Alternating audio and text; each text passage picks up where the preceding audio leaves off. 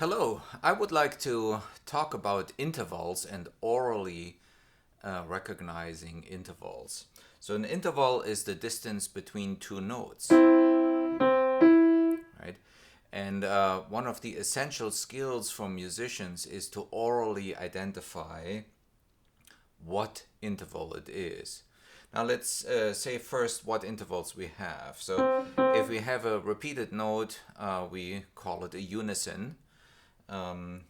Then a minor second, a major second, a minor third, a major third, a perfect fourth. Now that's a tritone. We can identify it either as an augmented fourth or a diminished fifth.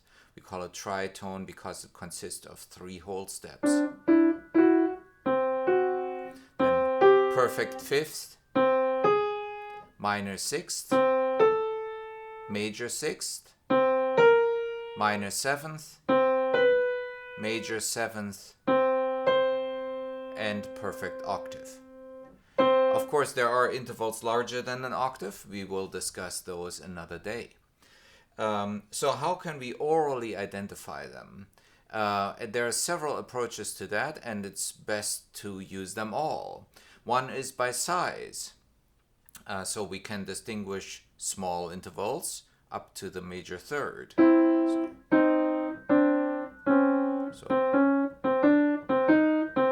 small size. Then medium size, perfect fourth, the tritone, perfect fifth, maybe minor sixth, depending on how we classify it. So that's up to each individual to do. And then large intervals, so maybe minor sixth or major sixth for sure, minor seventh, major seventh, and the octave, so large intervals. So small, medium size, and large intervals. So for me, I consider the minor sixth already a large interval. So that means the medium size are only the perfect fourth, the perfect fifth, and the tritone. And so up to a third, small intervals, fourth and fifth, medium-sized intervals, sixth, sevenths, and octaves, large intervals. Right. By the way, the intervals that we call perfect have a very high degree of consonance, and that's the next way of classifying intervals, by the degree of consonance. So the perfect octave, of course the perfect unison has the highest degree of consonance because it's the same note, but besides that, if we have two distinct notes, then of course the perfect octave, but also the perfect fifth sounds very consonant. And if the piano is tuned well, then also the perfect fourth. Right? Perfect fifth, perfect octaves. Those have a very high degree of consonance. So that's why they're called perfect. Perfect intervals don't exist as major and minor. They only exist as perfect or then as diminished and augmented. But orally, we don't really distinguish diminished and augmented intervals except the augmented fourth, diminished fifth, which is the tritone, right? Because it doesn't this interval doesn't exist as major, minor, or perfect. So now then the major and minor thirds, major third, minor third, they have still a good degree of consonance. They are consonant intervals, but they are not perfect consonants. So the perfect fifths, for example, is a perfect consonants,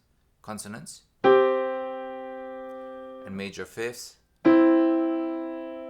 still consonant, but a little bit of rubbing there. Rubbing in terms of the degree of just a tiny little bit of dissonance in there, but generally consonant. So minor third to minor third, major third, and the minor sixth and major sixth. Those four intervals, they are consonant interval, not perfect consonants, but consonant intervals, right? And then we have dissonant intervals. So the dissonances are the seconds, minor second, major second, and major seventh, minor seventh, and also the tritone. So for somebody who is not used to hearing these kinds of dissonances, they sound very sharp, so almost like scary, right?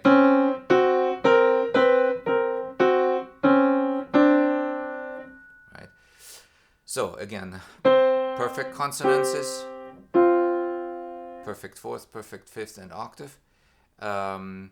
The imperfect consonances, some call them imperfect consonances, major third, minor sixth, major sixth, and then the dissonances, the minor second, major second, minor seventh, major seventh, and the tritone. All right.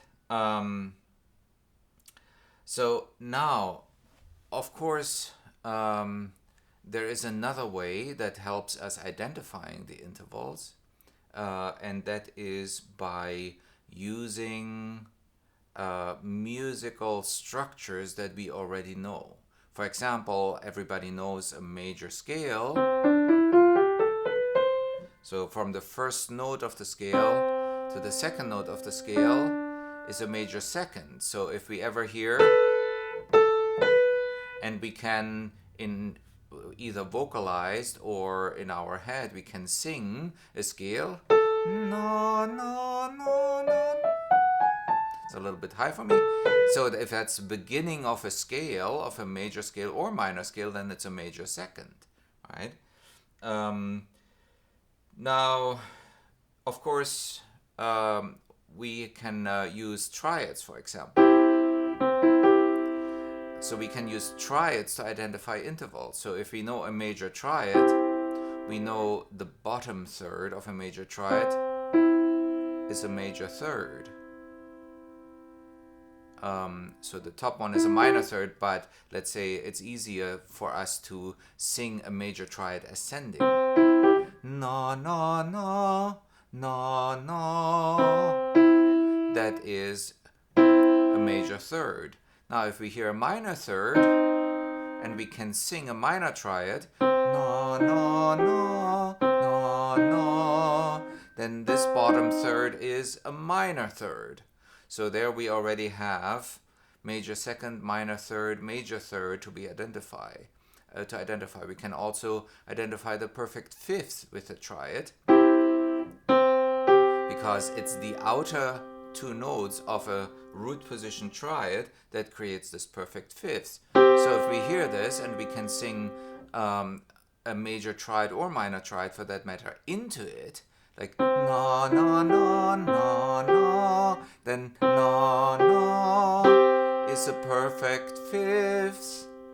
And it's always good to actually sing, to vocalize the intervals before we say what interval it is, but before we really make the decision what it is.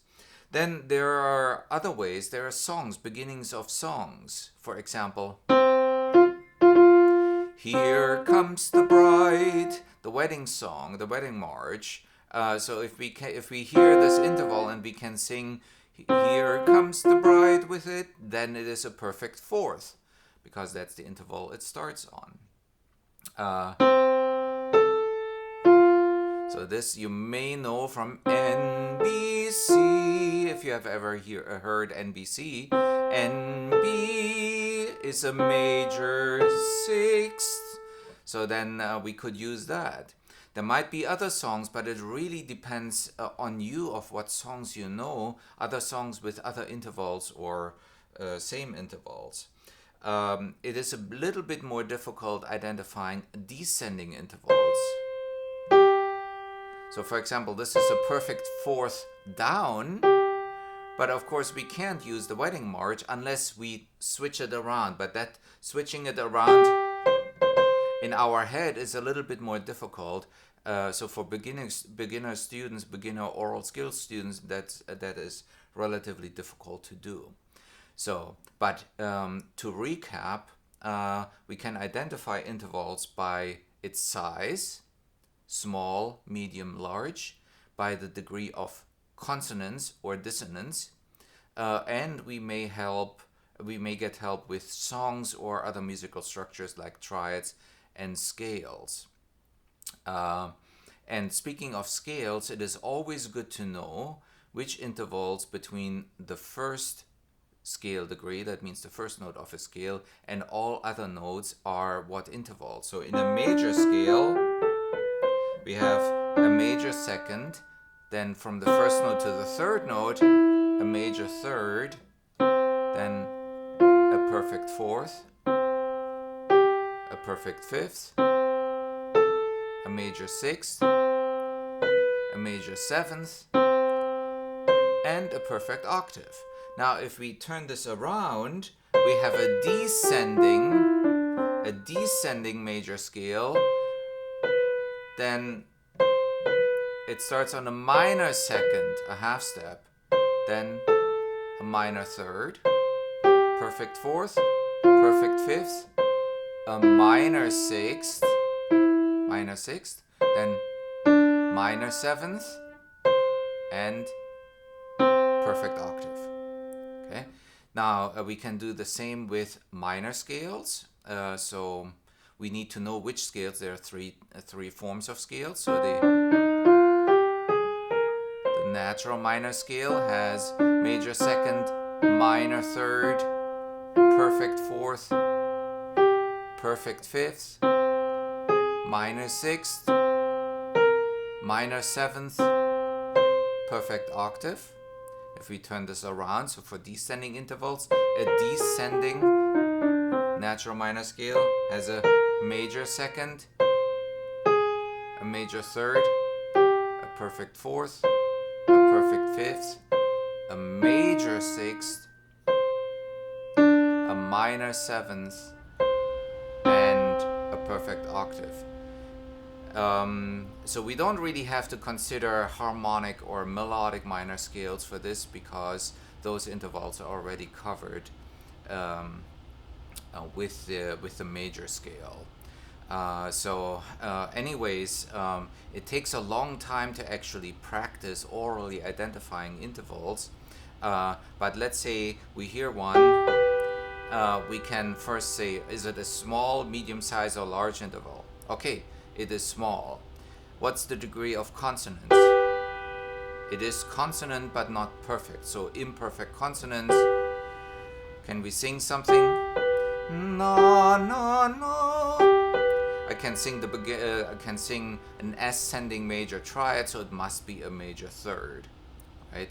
So that is the procedure to identify intervals orally.